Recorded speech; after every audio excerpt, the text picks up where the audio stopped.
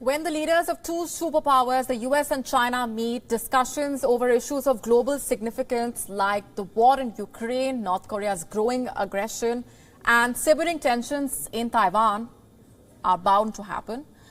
The 3-hour-long meeting between the US President Joe Biden and his Chinese counterpart Xi Jinping drew attention from across the world. The key meeting in Bali started with a cordial handshake and went on to become a platform for the much-awaited exchange of views between the two sides, currently eyeing to fix their strained ties. Biden and Xi could not form consensus over the Taiwan issue. According to the Chinese Foreign Ministry, Xi Jinping told Biden that Taiwan is the first red line that must not be crossed in the China-US relationship, while the White House said that Biden raised objections to China's coercive and increasingly aggressive actions towards Taiwan, claiming that it undermines peace and stability of the Taiwan Strait and jeopardizes global prosperity. I absolutely believe there need not be a new Cold War. I've met many times with Xi Jinping, and we were candid and clear with one another across the board. And I do not think there's any imminent attempt on the part of China to invade Taiwan. Beijing and Washington have been at loggerheads over Taiwan, with China conducting major military exercises after the U.S. House Speaker Nancy Pelosi's Taipei visit in August.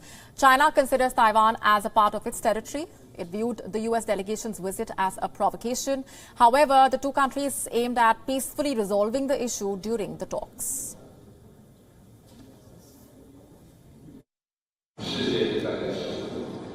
The world has come to a crossroads.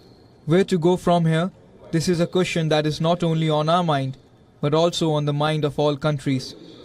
The world expects that China and the United States will properly handle the relationship. Our meeting has attracted the world's attention, so we need to work with all countries to bring more hope to world peace, greater confidence to global stability, and strong impetus to common development. Despite the clash on Taiwan, Biden and Xi did find some common ground on Russia's invasion of Ukraine. According to the White House, both Xi and Biden reiterated their agreement that a nuclear war should never be fought and can never be won. The American president also nudged China to rein in its ally North Korea after its record-breaking spate of missile tests raised fears that Pyongyang will soon carry out its 7th nuclear test. The White House claiming that Biden told Xi Jinping, and I'm quoting, all members of the international community have an interest in encouraging North Korea to act responsibly. And soon after the Biden-Xi meeting, the White House announced the U.S. Secretary of State Antony Blinken's China visit. Blinken's early next year visit that allegedly aims at following up on the talks is being viewed as a sign of easing tensions between the two countries. Blinken would be the first U.S. Secretary of State to visit China since Mike Pompeo's brief visit in 2018.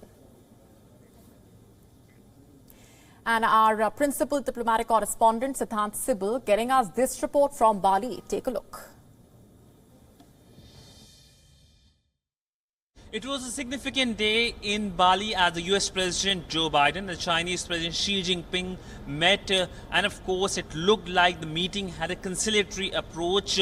The statements which came from Washington, the White House statement and state media statement as well by China, and then of course the initial statements and the pressure by the US President, it looks like that both sides are eager, that there is easing out of tensions. One of the key outcomes has been that the US Secretary of State Antony Blinken will be traveling to Beijing as follow-up of the talks.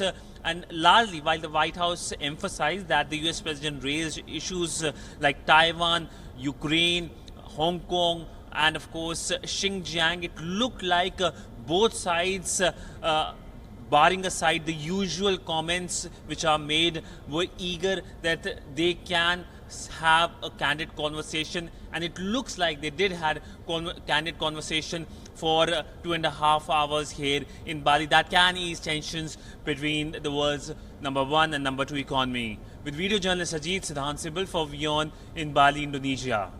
WION now available in your country. Download the app now. Get all the news on the move.